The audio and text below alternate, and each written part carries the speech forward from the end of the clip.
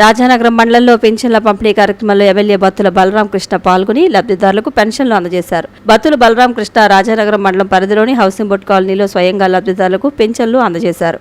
ఈ సందర్భంగా ఎమ్మెల్యే బత్తుల మాట్లాడుతూ రాష్ట్రంలో ఎన్డీఏ కూటమి ప్రభుత్వం పెన్షన్ల పంపిణీని ఒక పండుగలా నిర్వహిస్తోందన్నారు.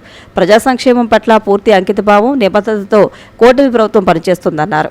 ఈ కార్యక్రమంలో తెలుగుదేశం, జనసేన, బీజేపీ నాయకులు, కార్యకర్తలు మరియు సచివాలయ ఉద్యోగులు పెద్ద సంఖ్యలో పాల్గొన్నారు. ఎన్టీఆర్ వైద్య సేవలు మరోసారి ప్రైవేట్ ఆసుపత్రులు నిలిపివేశాయి. గతంలో ఒకసారి బకాయిలు చెల్లించాలని డిమాండ్ చేస్తూ ప్రైవేట్ ఆసుపత్రుల్లో వైద్య సేవలు నిలిపివేయడంతో బకాయిల్లో కొంత మొత్తాన్ని చెల్లించేందుకు ప్రభుత్వం అంగీకరించింది.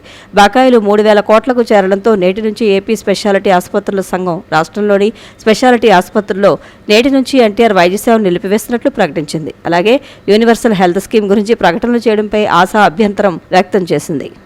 పశ్చిమాసియా ఉద్రిక్తతల కారణంగా మరోసారి వాణిజ్య గ్యాస్ సిలిండర్ల ధరను పెంచుతూ ఆదేశాలు జారీ చేసింది.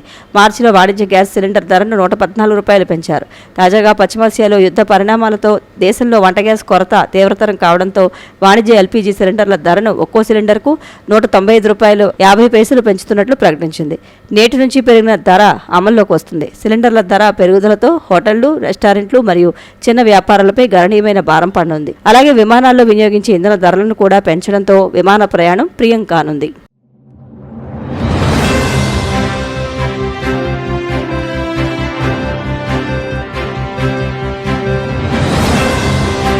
నమస్కారం. సిసిసి డిజిటల్ 230 న్యూస్ బులెటిన్కు స్వాగతం.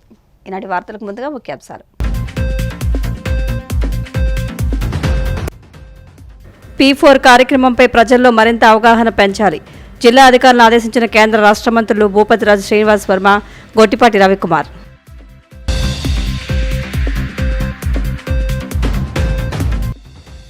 బాపట్ల జిల్లా అమృతలూరు గ్రామంలో ఘనంగా P4 వార్షికోత్సవ వేడుకలు. పేదరికం లేని సమాజమే కూటమి ప్రభుత్వ లక్ష్యమని ఎమ్మెల్యే నక్కా ఆనందబాబు. జగన్ హయాంలో ఇచ్చిన ఇళ్లకు రంగులు వేసి తమ ఘనతగా చెప్పుకోవడం సిగ్గుచేటు. కూటమి ప్రభుత్వంపై నిప్పులు చెరిగిన మాజీ మంత్రి మేరుగు నాగార్జున.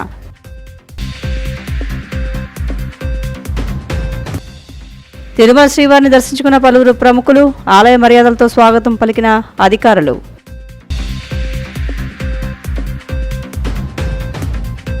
సమాజంలోని అట్టడుగు మధ్యతరగతి పేదవారిని గుర్తించి వారికి ఆర్థిక సహాయం అందించడం P4 కార్యక్రమం ప్రధాన లక్ష్యమని కేంద్ర మంత్రి భూపతిరాజు శ్రీనివాస్ వర్మ, పశ్చిమ గోదావరి జిల్లా ఇన్ఛార్జి మంత్రి గొట్టిపాటి రవికుమార్లు పేర్కొన్నారు. P4 కార్యక్రమం చేపట్టి ఏడాది కావడంతో భీమవరంలో జరిగిన వార్షికోత్సవంలో వారు ముఖ్య అతిథిగా పాల్గొన్నారు. జిల్లాలో 49,118 బంగారు కుటుంబాలు గుర్తించగా 22,762 కుటుంబాలను 2,331 మంది మార్గదర్శకులు దత్తత తీసుకున్నారని తెలిపారు. సంపన్నులు, పారిశ్రామికవేత్తలు, ఉద్యోగులు, వ్యాపారవేత్తలు ఈ కార్యక్రమంలో సామాజిక బాధ్యతలు చాటుతున్నారన్నారు. P4 కార్యక్రమంపై ప్రజల్లో మరింత అవగాహన పెంచాలని అధికారులను సూచించారు.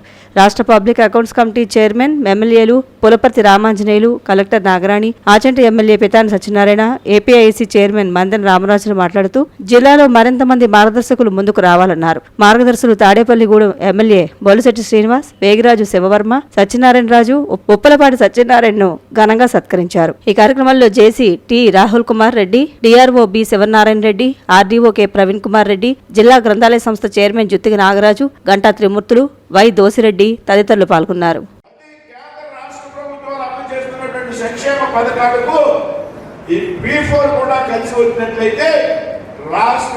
ఆంధ్రప్రదేశ్ రాష్ట్రంలో ముఖ చిత్రం మారిపోతుందనడంలో ఏమాత్రం కూడా సత్యం.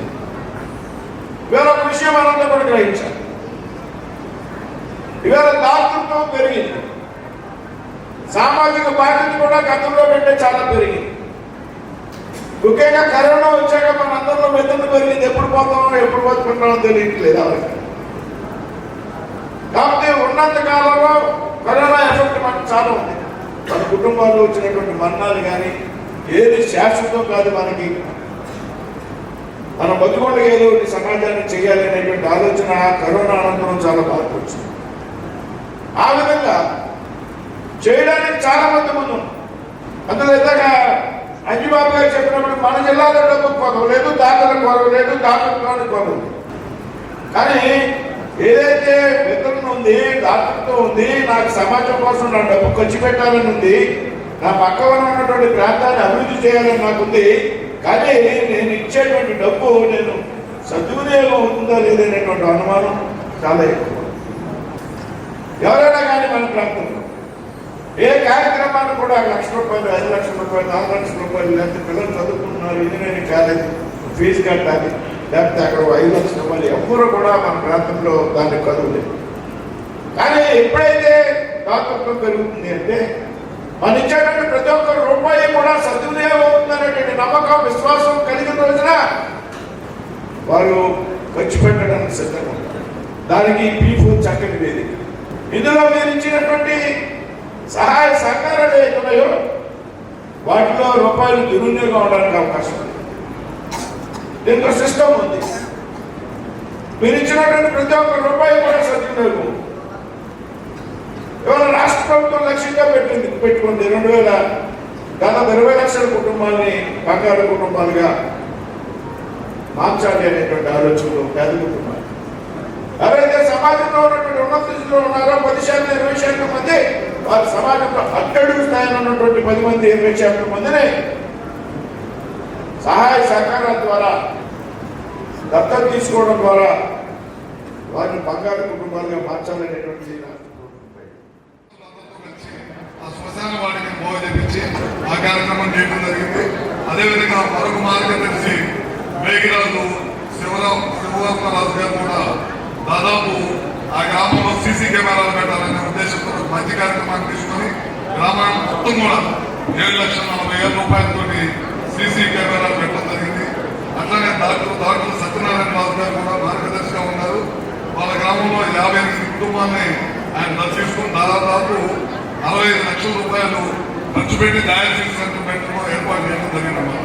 వీళ్ళందరూ కూడా మార్గదర్శులుగా, అదేవిధంగా మన ఎమ్మెల్యే గారి విశిష్ట మార్గదర్శిగా వీళ్ళందరూ కూడా ఇవాళ వాళ్ళ గుర్తించడం జరిగింది.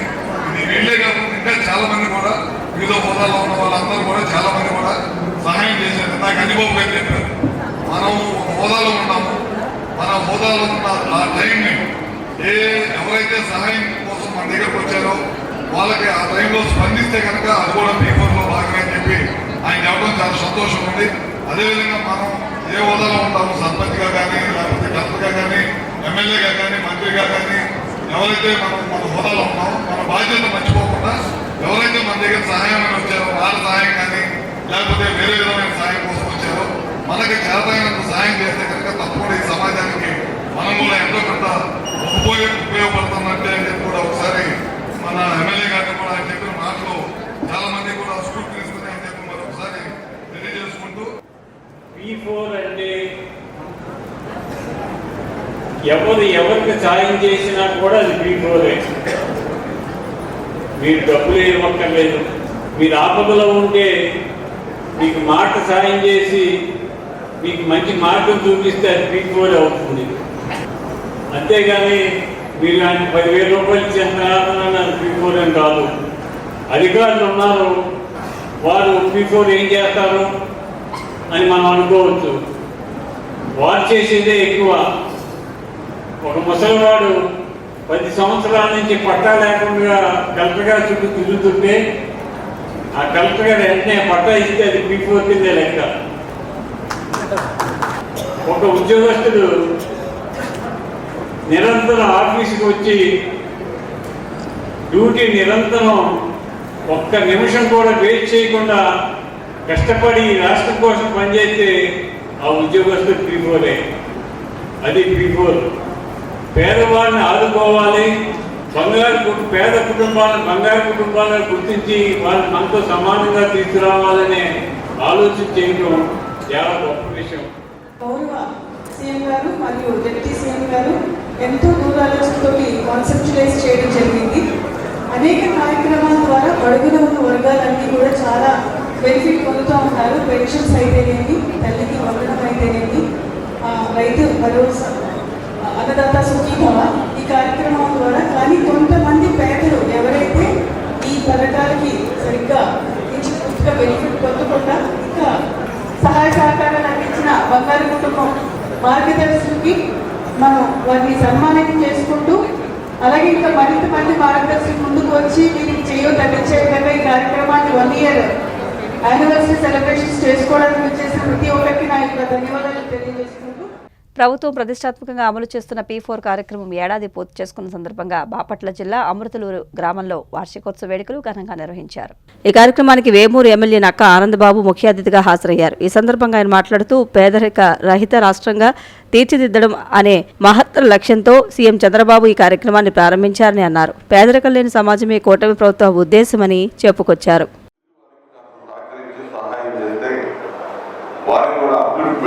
పైకి తీసుకురావడానికి తోడ్పాటును అందించాలనేది ప్రధానంగా ఈ కార్యక్రమానికి ముఖ్య ఉద్దేశం.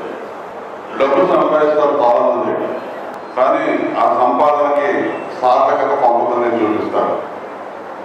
రూపాయి కూడబెట్టుకుంటారు, కానీ రూపాయి ఖర్చు పెట్టాలంటే ఇబ్బంది పడేవారు చాలా మంది ఉన్నారు.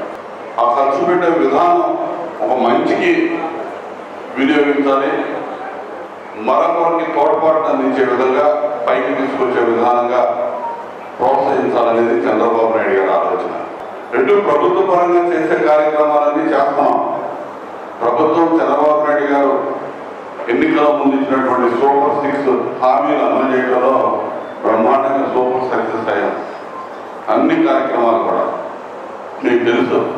పెంచిన పెన్షన్లు 4,000 రూపాయల పెన్షన్ల దగ్గర నుంచి తల్లికి వందనం, చదువుకునే పిల్లలు ఎంతమంది ఉంటే వారందరికీ తల్లికి వందనం అందించడం కానీ, మహిళలకు సంబంధించి స్త్రీ శక్తి పథకం ద్వారా ఉచిత బస్ సౌకర్యం కలిగజేయడం కానీ, అదేవిధంగా 3 గ్యాస్ సిలిండర్లు సంవత్సరానికి ఉచితంగా అందించడం కానీ, అన్నదాత సుఖీభవ పథకం కింద సంవత్సరానికి 20,000 రూపాయలు రైతు ఖాతాల్లో జమ చేయడం కానీ, ఇవన్నీ చేస్తా ఉన్నాం.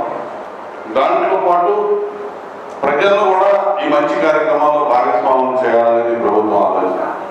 ప్రతి ఒక్కరు కూడా మరో వ్యక్తికి, మరో కుటుంబాన్ని దత్తపరంగా తీసుకొని పేదరికంలో ఉన్న వాళ్ళకి తోడ్పాటును అందిస్తే వాళ్ళు కూడా భవిష్యత్తులో ఒక మంచి అవకాశాన్ని అందుకొని పైకెత్తాలనేది ప్రభుత్వం యొక్క ఆలోచన. ఈరోజు 3 మార్గదర్శకులు మీకు చూపించామని వేదిక దగ్గర. బట్టిపూడి ఎంపీడీఓ గారు వెంకటరమణ గారు ఉన్నారు. చాలా సిన్సియర్ అధికారిగా పనిచేస్తూ ఉంటారు.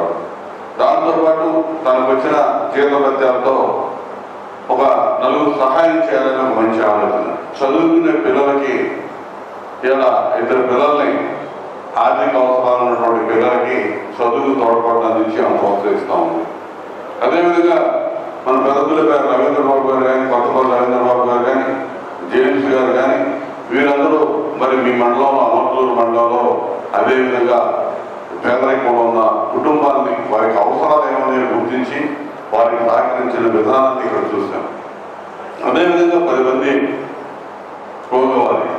ఈ నియోజకవర్గంలో దగ్గర 14,000 మంది పైచిలకు బంగారు కుటుంబాలు, అంటే అవసరాలు ఉన్న, కష్టాల్లో ఉన్న వాళ్ళని 14,000 కుటుంబాలు గుర్తించాం. వారికి సహాయం చేయడానికి 1,050 మందిని మార్గదర్శకులు కూడా ఇక్కడ గుర్తించారు. గుర్తించినటువంటి మార్గదర్శకులు క్రియాశీలకంగా వ్యవహరించాల్సిన అవసరం ఉందని కూడా ఈ సందర్భంగా విజ్ఞప్తి చేస్తున్నాను. సహాయం చేయడానికి ఆ రోజు మార్గదర్శకులుగా ప్రభుత్వ అధికారులు వారిని అడిగి ఒప్పించి, ఇదిగో ఈ కుటుంబానికి మీరు సహాయం చేయాలని ఒకరికొకరు ట్యాగ్ చేసి అవన్నీ కూడా సంవత్సరం క్రితం ఒక క్రియాశీలకంగా ఒక కార్యక్రమాన్ని తీసుకున్నారు. దాన్ని ముందుకు తీసుకెళ్ళడానికి కూడా అధికారులు. టిట్కో ఇళ్ల అంశంపై కూటమి ప్రభుత్వం తీరును మాజీ మంత్రి మేరుగు నాగార్జున తప్పుపట్టారు. గతంలో జగన్మోహన్ రెడ్డి హయాంలో పేదలకు నిర్మించి అందించిన ఇళ్లకు కేవలం రంగులు వేసి వాటిని తమ ఘనతగా ప్రచారం చేసుకోవడం సిగ్గుచేటని మండిపడ్డారు. టిట్కో ఇళ్లపై కూడా కూటమి ప్రభుత్వం క్రెడిట్ చోరీకి పాల్పడుతోందని ధ్వజమెత్తారు. ప్రజలను తప్పుదోవ పట్టించే ప్రయత్నాలు మానుకోవాలని, వాస్తవాలను గుర్తించాలని ఆయన కూటమి ప్రభుత్వాన్ని హెచ్చరించారు. వాళ్ళ పబ్బం గడుపుకునే విధంగా పరిపాలన చేస్తా ఉన్నారని చెప్పడానికి అనేక ఉదాహరణలు. ఈరోజు రాష్ట్ర వ్యాప్తంగా టిట్కో ఇళ్ల పట్టాలు ఇస్తున్నామని గౌరవ ముఖ్యమంత్రి గారు వెళ్ళేమో నాయుడుపేటలో, మిగిలిన చోట జిల్లాల్లో వాళ్ళ వంగమాగేతులు ఈరోజు పట్టాలు ఇస్తామని చెప్తా ఉంటే ఇది ఎంత దారుణమో. అయ్యా, మాకు పట్టాలు ఆల్రెడీ జగన్మోహన్ రెడ్డి గారు ఇచ్చారు. జగన్మోహన్ రెడ్డి గారి వల్ల మేమంతా లబ్ధిదారులము, మీరు మసిపూసి మారేడుగా చెయ్యొద్దు అని చెప్పి జిల్లాలలో ప్రజలు వాళ్ళ గొంతుకలు వినిపిస్తూ ఉంటే మీరు ప్రజాస్వామ్యంలో న్యాయబద్ధంగా పరిపాలన చేస్తా ఉన్నారా, లేకపోతే కిట్ ప్రోకోకు బ్రాండ్ అంబాసిడర్ చంద్రబాబు నాయుడు గారి లాగా పరిపాలన చేస్తారా ఉంటారో చెప్పాలని చెప్పేసి మీరు 21 నెలలు ఈ రాష్ట్రంలో అధికారంలోకి వచ్చిన తర్వాత 5,50,314 ఇళ్ళు నిర్మించామని, 2,50,893 ఇళ్ళు పేద కుటుంబాలందరినీ ఒకేసారి గృహప్రవేశం చేయిస్తామని చెప్తా ఉన్నారు. నేను అడుగుతా ఉన్నా, 2014-19 మధ్య కానీ 2024 నుంచి ఈ రోజు వరకు కానీ ఏనాడు నిరుపేద కుటుంబానికి మీరు ఒక్క ఇల్లు కట్టించి ఇచ్చిన దాఖలాలు ఉన్నాయా అని అడుగుతా ఉన్నాం. అదే నిదర్శనం. ఏమి లేకుండా నిస్సిగ్గుగా వైఎస్ఆర్ కాంగ్రెస్ పార్టీ అధికారంలో గౌరవ ముఖ్యమంత్రిగా జగన్మోహన్ రెడ్డి గారు ఈ రాష్ట్ర ప్రజలకు ఆయన గొప్ప ఆలోచనలతో ఇళ్ల స్థలాలు ఇళ్ళు కట్టిస్తే వాటిని మేం చేస్తున్నామని చెప్పేసి ఈరోజు ప్రజలను మభ్యపెట్టాలని చూడటం ఎంతవరకు సమంజసమని అడుగుతా ఉన్నా. ఈరోజు ఏ ఊరికి వెళ్ళినా జగన్మోహన్ రెడ్డి గారు ముఖ్యమంత్రిగా ఉంటే నాకు ఇల్లు లేదని చెయ్యెత్తితే ఈ రాష్ట్రంలో ఆ చెయ్యి అలాంటి వాళ్ళు ఎవ్వరూ లేదు అని చెప్పకూడదు గొప్ప ఆలోచనతో దరిదాపు రాష్ట్రంలో మున్నెన్నడూ లేని విధంగా రాష్ట్రంలో నిరుపేదలకు 31,832 కోట్ల విలువైనటువంటి 71,811 ఎకరాలను సేకరించి వాటిలో 25,374 ఎకరాలను కొని దాదాపు 11,343 కోట్ల రూపాయలు ఖర్చు చేసి ఈ రాష్ట్రంలో నిరుపేద గూడు లేనటువంటి వారికి గూడు ఏర్పాటు చేయాలని, ఇళ్ల స్థలాలు ఇళ్ళు కట్టించి ఇవ్వాలన్న గొప్ప ఆలోచనతో జగన్మోహన్ రెడ్డి గారు పనిచేస్తే ఆనాడు కాలనీలు కాదు ఊళ్ళో తయారైనవి. ఈరోజు వెళ్ళండి, సాయంత్రం పూట 6 గంటల తర్వాత లైట్లు వేస్తూ ఉంటారు. ఈ రాష్ట్రంలో ఏ ఊరు వెళ్ళినా, ఏ ప్రాంతం వెళ్ళినా, మారుమూల ప్రాంతం వెళ్ళినా ఆ లైట్లు ఏ తీరు చూస్తే ఇది ఒక పట్టణం, ఇది ఒక ఊరు.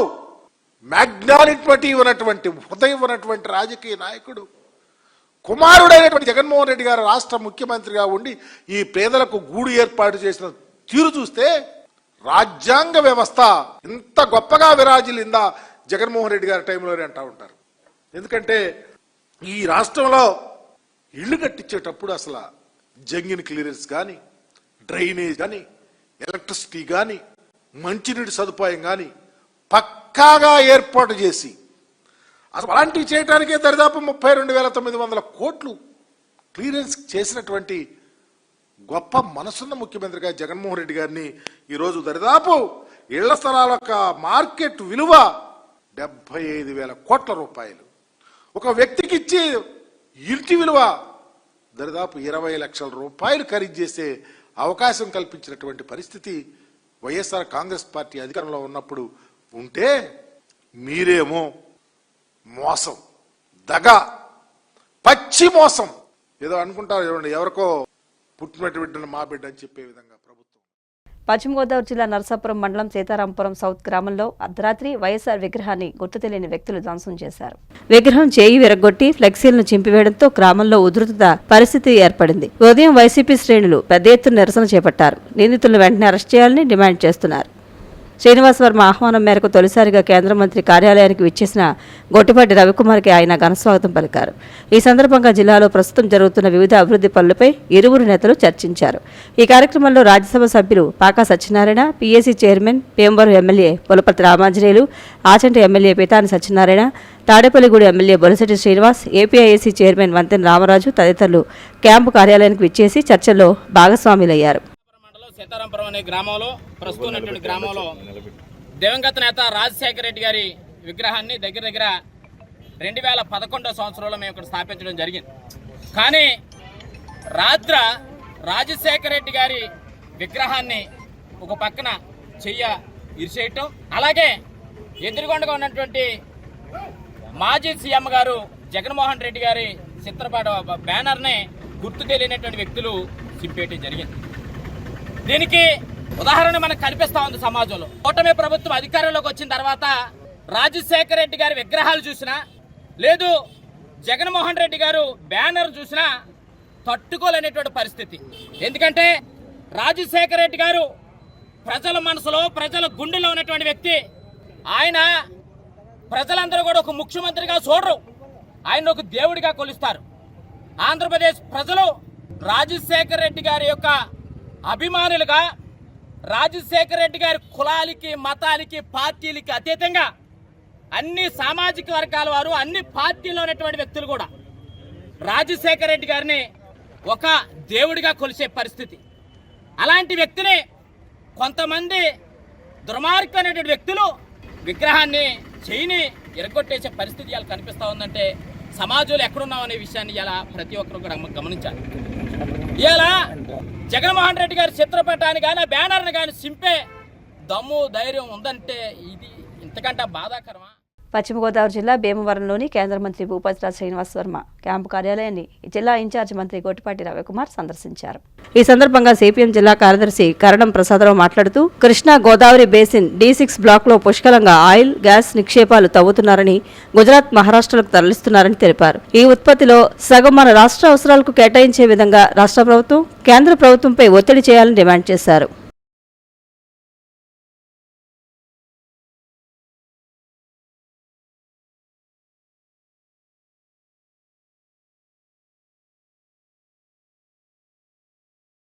వంట గ్యాస్ కొరత లేకుండా సరఫరా చేయాలని, చిరు వ్యాపారులను ఆదుకోవాలని, కేజీ బేసిన్ గ్యాస్ ఉత్పత్తిలో సగం మన రాష్ట్ర అవసరాలకు కేటాయించాలని డిమాండ్ చేస్తూ సిపిఎం కాకినాడ జిల్లా కమిటీ ఆధ్వర్యంలో కాకినాడ జిల్లా కలెక్టర్ కార్యాలయం వద్ద ధర్నా నిర్వహించారు.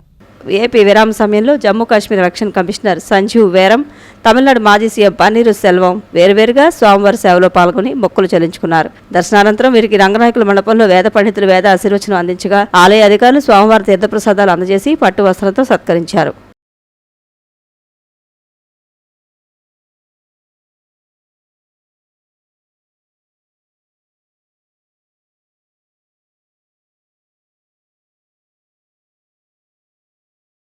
ఇటీవల కాలంలో ఏదైతే అమెరికా ఇరాన్ని ఆక్రమించే ఉద్దేశంతో సృష్టించినటువంటి మొత్తం ప్రపంచ సంక్షోభంలో భాగంగానే మన కాకినాడ ప్రాంతం, మన జిల్లా, అలాగే మొత్తం తెలుగు రాష్ట్రం అంతా కూడా ప్రజలకి నిత్యావసరమైనటువంటి ఈ గ్యాస్ ఏదైతే ఉందో ఇది తీవ్రమైనటువంటి ఇబ్బంది కలిగిస్తూ ఉంది. ఒక పక్క చిరు వ్యాపారులకు కూడా ఈ అందాల్సినటువంటి గ్యాస్ని అందించకుండా ప్రభుత్వం కొన్ని షరతులు పెడతా ఉంది. అందుచేత ఏదైతే మన ప్రాంతంలో ఈ గ్యాస్ ఇక్కడి నుంచి కాకినాడలో ఉన్నటువంటి గ్యాస్ని అటు గుజరాత్ కానీ మహారాష్ట్ర కానీ తరలించుకుపోతూ ఉన్నారు. కానీ న్యాయంగా ఎక్కడైతే ఈ భూమి నుంచి ఖనిజాలు భూమి నుంచి బయటకు తీస్తున్నారో అవి స్థానిక ప్రాంతాల యొక్క అవసరాలు తీరి వాళ్ళ యొక్క సౌకర్యాలు వచ్చిన తర్వాత మాత్రమే ఇతరులు తీసుకెళ్ళాలి. కానీ లాభాలు ఎక్కడ వస్తాయో అక్కడ అమ్ముకునేటువంటి ఉద్దేశంతో అదాని, అంబానీల నాయకత్వంలో ఈ నిక్షేపాలన్నింటినీ కూడా దోపిడీ చేయడం జరుగుతుంది. మన ప్రాంతంలో, కాకినాడ ప్రాంతంలో అవసరాలు తీర్చడానికి దీన్ని ఇక్కడ ప్రజలకి ఖర్చు పెట్టకుండా మరో పక్క ఎన్నికలకు ముందు మాత్రం ప్రతి రాజకీయ పార్టీ కూడా కాకినాడలో ఉన్నటువంటి గాడిమొగలో ఉన్నటువంటి గ్యాస్ని కానీ ఉత్పత్తి చేసి ఎక్కడ ప్రజలు కానీ పంచితే బండ 100 రూపాయలకి, ప్రతి గ్యాస్ బండ 100 రూపాయలకి వస్తుంది. ఆ రకంగా ప్రజలందరికీ సౌకర్యంగా ఉంటుందని చెప్పేసి ఎన్నికలకు ముందు వాగ్దానాలు అయితే చేస్తూ ఉన్నారు. కానీ ఇలాంటి అత్యవసర పరిస్థితుల్లో సాధారణంగా ఉన్నటువంటి గ్యాస్ కూడా అందుబాటులో లేనటువంటి పరిస్థితుల్లో కూడా ఇక్కడ నుంచి గ్యాస్ని తరలించుకుపోతూ ఉన్నారు కేవలం కార్పొరేట్ సంస్థల యొక్క లాభాల కొరకు. మరో పక్క మోడీ ఏదైతే మన భారత ప్రధాని గారు ఉన్నారో మొత్తం భారత ప్రజల యొక్క సౌకర్యం కాకుండా ఈ దేశంలో ఉన్నటువంటి కొత్త పెట్టుబడిదారులకి, కార్పొరేట్ సంస్థలకి సేవలు చేసి ఊడిగలు చేసే ఉద్దేశంతో ఇక్కడ ఉండే గ్యాస్ తరలించుకుపోతూ ఉంటే చూస్తూ ఉన్నాడు. అంతర్జాతీయంగా ఉన్న యుద్ధ వాతావరణం వల్ల భారతదేశానికి వచ్చే 2 ఆయిల్, పెట్రోలు, గ్యాస్ ఆగిపోయినాయి. మా పార్టీ డిమాండ్ ఏంటంటే అంతర్రాష్ట్రంలో కేజీ బేసిన్లో పెద్ద ఎత్తున ఆయిల్, గ్యాస్ 2 ఉత్పత్తి అవుతున్నాయి. భారతదేశంలో Bombay basin, KG basin, Gujarat basin ఇవన్నీ కూడా ఏంటంటే ఆయిల్, గ్యాస్ ఉత్పత్తి అవుతాయి. వాటిలో పెద్ద బేసిను కేజీ బేసిన్ అంటే కృష్ణా గోదావరి బేసిన్. ఈ కృష్ణా గోదావరి బేసిన్లో తూర్పుగోదావరి జిల్లాలో 6 పాయింట్లు తవ్వుతున్నారు. రాజోలు, ముమ్మడివరం, మండపేట, రవ్వ, యస్యానము, వాటితోడు కొత్తగా వచ్చింది అంటే గాడిమొగ. ఈ గాడిమొగ ధర ఒకటి GSPC వాళ్ళు పెట్రోల్ తవ్వుతున్నారు, రెండవది రిలయన్స్ వీళ్ళు గ్యాస్ తవ్వుతున్నారు. ఈ రెండింటి నుంచి భారీ ఎత్తున ఉత్పత్తి అవుతుంది. ఇదంతా కూడా పైపుల ద్వారా గుజరాత్ వెళ్ళిపోతున్నది. అందుకని మన డిమాండ్ ఏంటంటే ఈ రాష్ట్రంలో ఉత్పత్తి అవుతున్నట్టు, ప్రత్యేకించి కృష్ణా గోదావరి బేసిన్లో ఉత్పత్తి అవుతున్నటువంటి గ్యాస్ని, పెట్రోలియం ప్రోడక్ట్స్ని ఈ రాష్ట్ర అవసరాలకి వినియోగించాలి. ఈ జిల్లాలో గాడిమగలు తిరుమల శ్రీ వెంకటేశ్వర స్వామివారిని పలువురు ప్రముఖులు దర్శించుకున్నారు. ఏపీ విరామ సమయంలో జమ్మూ కాశ్మీర్ రక్షణ కమిషనర్ సంజీవ్ వేరం, తమిళనాడు మాజీ సీఎం పన్నీరు సెల్వం వేరువేరుగా స్వామివారి సేవలో పాల్గొని మొక్కులు చెల్లించుకున్నారు. దర్శనానంతరం వీరికి రంగనాయకుల మండపంలో వేద పండితులు వేద ఆశీర్వచనం అందించగా ఆలయ అధికారులు స్వామివారి తీర్థప్రసాదాలు అందజేసి పట్టు వస్త్రంతో సత్కరించారు.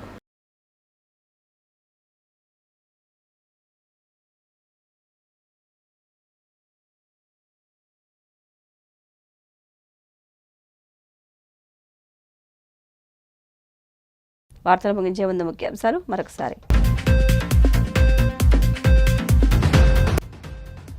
P4 కార్యక్రమంపై ప్రజల్లో మరింత అవగాహన పెంచాలి.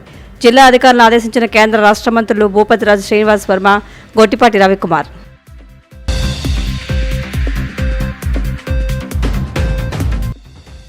బాపట్ల జిల్లా అమృతలూరు గ్రామంలో ఘనంగా P4 వార్షికోత్సవ వేడుకలు. పేదరికం లేని సమాజమే కూటమి ప్రభుత్వ లక్ష్యమని ఎమ్మెల్యే నక్కా ఆనందబాబు. జగన్ హయాంలో ఇచ్చిన ఇళ్లకు రంగులు వేసి తమ ఘనతగా చెప్పుకోవడం సిగ్గుచేటు. కూటమి ప్రభుత్వంపై నిప్పులు చెరిగిన మాజీ మంత్రి Merugu Nagarjuna.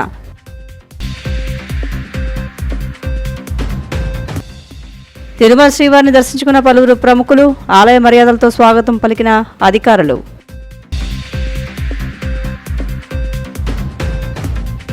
CCC digital 230 news bulletin ఇంతటితో సమాప్తం. నమస్కారం.